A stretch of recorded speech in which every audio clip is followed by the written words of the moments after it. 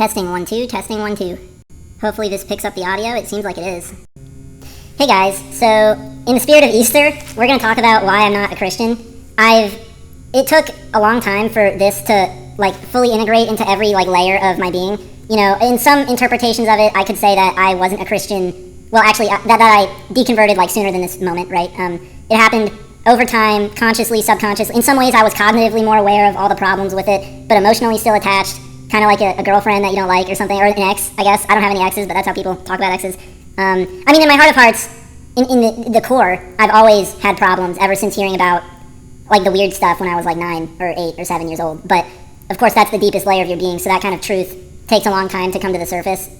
Anyway, but I wasn't fully. Now I'm fully. It's fully integrated to a point where I can actually make a video on it. So we're gonna make 3 videos. This is the summary, the humble summary, and it's I'm gonna give the most easy to understand and easy to empathize with reasons that will hopefully get the least amount of hate and the least amount of concerned emails. Or I mean, I'd be fine with getting concerned emails. That would be flattering. I might not respond to them, and I don't even know who knows my email necessarily, or know who knows to care and send an email. And I'm already emailing back and forth with my brother-in-law, so it's. I mean, I don't need any more email conversations really. But in the spirit of Easter, today's Easter. I'm going to post this today. Hopefully, this is the humble summary. This is the empathy and understanding one, and it's going to be only 15 minutes long, maybe 20 minutes, just real quick, just the 5 biggest reasons. And then later, I'm going to post maybe a scripted monologue, something that's scripted. And then after that, I'm going to post the epic rant, which is going to be as insulting as I want to be, as brutal as, which I'm not even the most insulting person, but it's going to be insulting by virtue of it being me peeing on what is sacred, So this video though is going to be the humble summary. I don't mean to ruffle any feathers with this. I don't mean to be, stomping on people with this, and mutual understanding, hopefully. And at the end of the 5 reasons, I'm also going to give the sixth item, which is basically the thing that helped me have the bravery, or helped me finally resolve what was going on. It was kind of the nail in the coffin type realization. So that'll be at the end. Let's get to it. So item 1, the biggest reason why I'm not a Christian is because of hell. And this is tough because, I don't think that it's unlikely that hell exists. And I don't think it's unlikely that we don't fully understand why someone would end up in hell, or how could that be fair? Of course we're not going to be able to comprehend how hell is fair, in a world where God is all loving and all powerful and things. It obviously involves free will, is the view that C.S. Lewis had anyway. But sadly, and this goes into the reason, that's not the biblical view. The biblical view is not that free will is why people are in hell. The biblical view is that it's election. God predestines a minority of saints to go to heaven, and everyone else is just damned because of Adam's sin at the beginning of time. And it brings up many questions, sub-questions why do we inherit Adam's sin but we don't inherit Jesus' blood? Adam's sin applies automatically, but salvation from said sin does not. So it just kind of makes sin more powerful than God at that point. And it makes God small. Ultimately, the sub-point behind the hell thing is that the Christian version of hell makes God small. It says God is too small to reach unreached people groups, to provide salvation for for the vast majority of people who will never hear the name of Jesus and never hear the gospel in a sufficient way to convert. It's a narrow way to a fault. It's too narrow of a way. And yeah, I mean, that's just it. I don't God is not so weak that he just fails to save people just because of these loopholes, and these stipulations. God is not so small. God is bigger than a book. God is bigger than a specific theory about hell, And it always felt like the need to, or the feeling that I had. Well, anyway, this goes into the second point. So the second point, which kind of connects to that point, is the second reason, which is imminently tied to the first reason, is that it makes you live in fear. And fear eats away at love. Fear and love are inversely correlated. The more afraid you are, the less empowered you feel to love. And the Christian worldview is definitely one of fear. It's one of working out your salvation in fear and trembling. It's literally a Pauline concept. Christ prescribes poverty to his followers. He tells them to live in an impoverished way.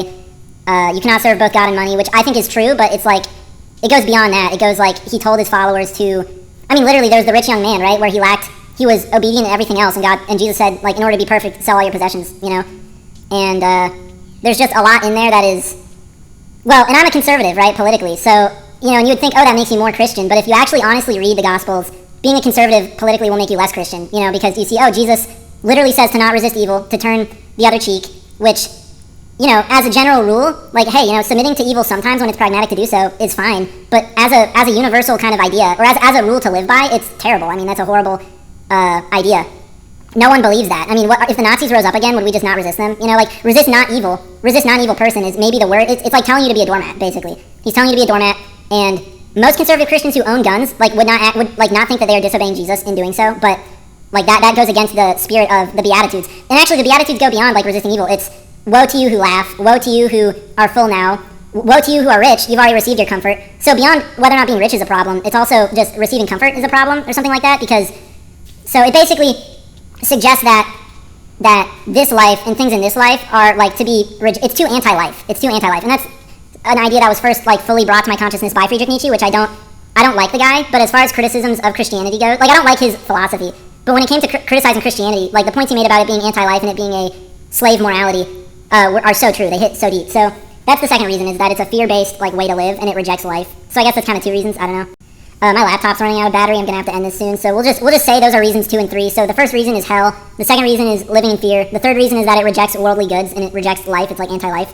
And the fourth reason, right? I can't believe I forgot this. Is that the Old and New Testament gods, like, they don't agree about. They're not the same person. And this, I know, the pushback is always like, well, what about, like, you know, at the end of Deuteronomy, like, he says he's gonna send a prophet, and what about Malachi? What about Haggai? And, you know, all the different, like, there's all these different verses in the Old Testament that are plugged in there that, like, point to Jesus. And so they're like, oh, that means it's the same. That means it connects, right? Because see, look at it connect.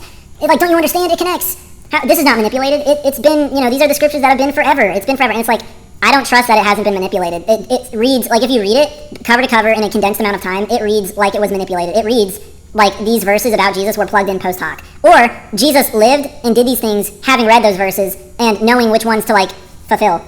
And there's other stuff like that too, like whether or not he came out of Nazareth or Egypt or Bethlehem. Like, all three are worked into the story in a way, and it's and all the different gospel writers were meaning to blah blah. And it's just like it's paper thin if you're trying to see through it, but if you stake your belief in it, if you really try and have, like, it's relative to whether or not you try to have faith in it. If you try to have faith in it and you're not letting in any doubt, then it'll seem plausible. You know, it'll seem plausible enough that, yeah, there's this lineage of prophets and they prophesied about the coming of a Messiah, and Jesus is that Messiah, and the Jews, like, argue blah blah blah. But if you have even a speck of doubt due to maybe these other reasons I've just mentioned, you start realizing, like, wait a minute, maybe the Pharisees disagreed with Jesus so much because he was saying things that were different than Old Testament God.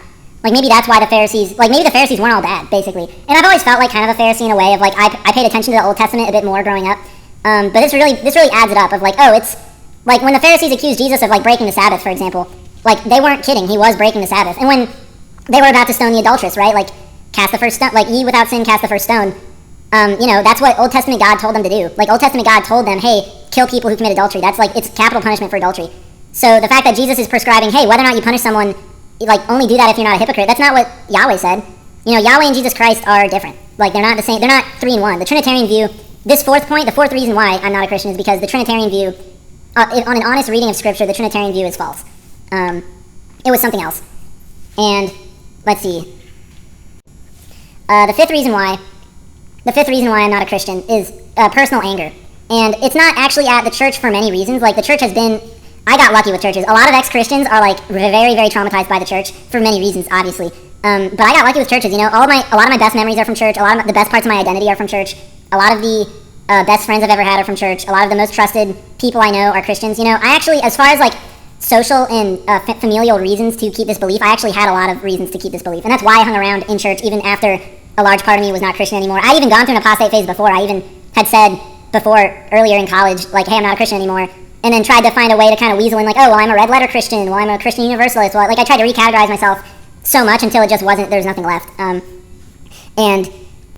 the big piece there is that, like, the anger at the church is largely due to scriptural dishonesty. One, I had to read the whole Bible cover to cover manually myself to actually get an honest view of what it, like, represents.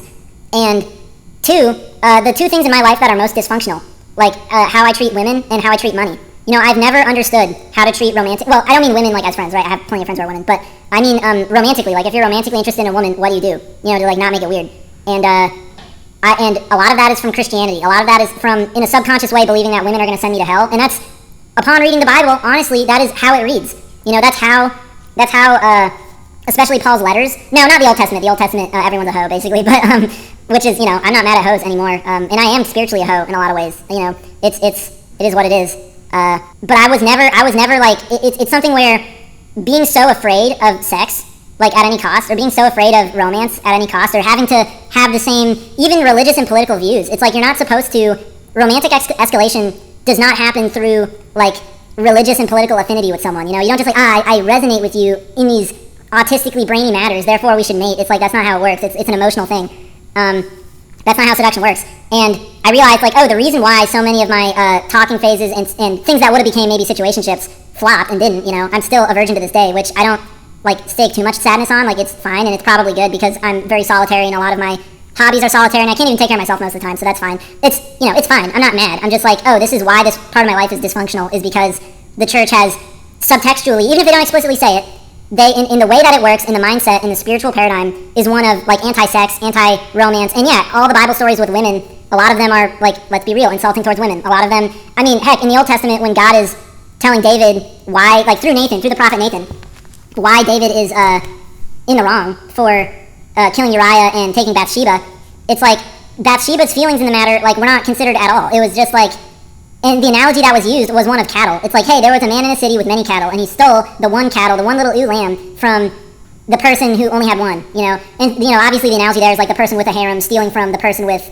only, one woman. And while the point makes sense from a certain perspective, the analogy is just, like, so starkly insulting towards women, obviously, and it reflects the cultural, moral paradigm of the day, Which just leads me to believe, oh, like, God didn't say that, Nathan said that, or Nathan maybe received some sort of vision and translated it into his words, or in some way, shape, or form, these are not God's words, And so the fifth reason is, well, okay, yeah, so women and money. That's the other, so I've talked about women a lot in this. So money is the second thing. Of, like, I've never understood, like, we're supposed to reject money in general. We're supposed to not live for money. We're not supposed to be motivated by money. We're supposed to seek the kingdom and let all these other things come.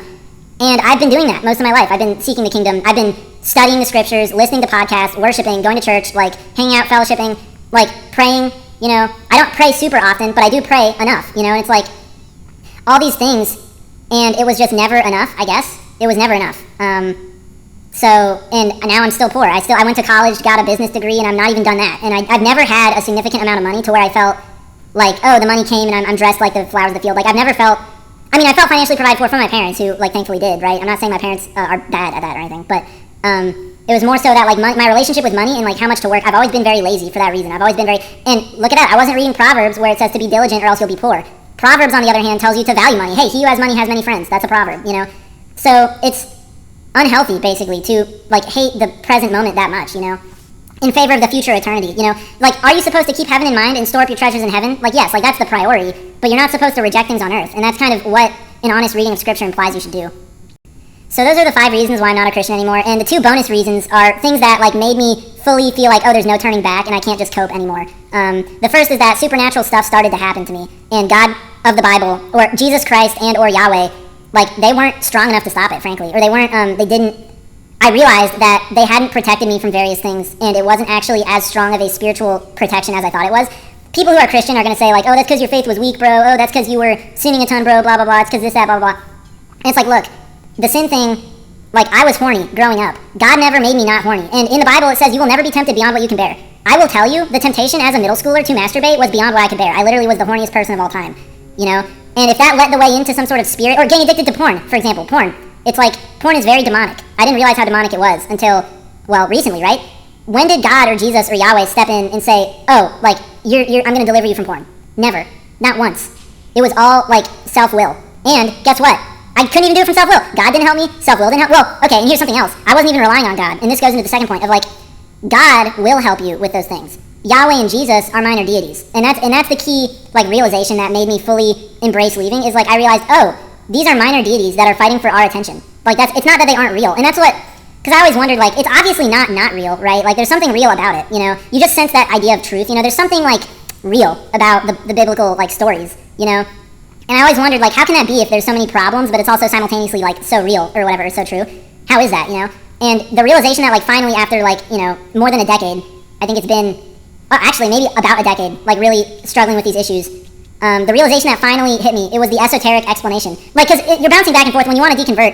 It's hard because, especially in the South where there's so much cultural Christianity, a lot of the godly people, they just worship God at church, and they don't really understand what the Bible means or says. They just think, oh, I'm a God-fearing person, I go to church. And then the non-God-fearing people don't go to church because they're these secular, atheist, humanist, techno-dweebs.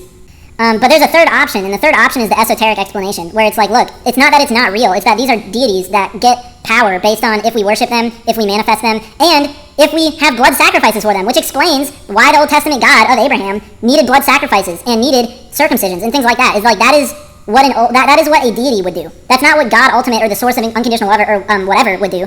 What some esoteric people call, like, source, or the universe. You know, source or the universe or God. I mean, personified, it's God. I would say it's God because there's a person, you know. No, but like God ultimate does not need like us to worship or to have blood sacrifice in order to manifest. The only reason to worship would be to please God, and because that's what we're on earth to do, and that's like kind of the happiest human you can be is one who is right with God, right? Or at peace and worshiping God and glorifying God. I still believe that, but it's just like all of these stipulations in the Bible about like, oh, Jesus' blood is necessary to send you to heaven, and oh, you need so many sacrifices on the altar of the tabernacle, blah blah blah. Like that's a deity. That's not the top God. That's a fourth dimensional entity that that is, and maybe it's benevolent in some ways too. I'm not saying it's not. Like, I'm not saying they're thoroughly evil. I'm just saying they're not. It's like middle management. You know, it's like if this is something my roommate said that was very profound. It's like if there's a cool person at a party and you really want to talk to them, don't talk to their friend. Just go talk to them. You can just talk to them. You know, you think it's like praying through Jesus' name is like if you're at a party and you want to talk to someone, but you feel unqualified, so you talk to their friend. When really you could have just talked to them the whole time. And that's kind of how it is here. So anyway, I hope this summary, this 5 reasons, and then plus like 2 kind of things that helped me reach escape velocity. I hope these resonate with you, or at the very least help build this empathy bridge and explain kind of why it's not a crazy, or why I'm not crazy. You know, I've been immersed in this stuff my whole life. A lot of my identity is based on it. I still feel positive, you know, feelings and sentiments. You know, I look back fondly. Again, it's like the ex-girlfriend. You know, I look back fondly, even though it's toxic ultimately. If the more extended versions, the more extended monologue, the scripted monologue, and then the epic rant with a ton of insulting things that I feel in my heart will be posted later when I get to it. So happy Easter, everyone.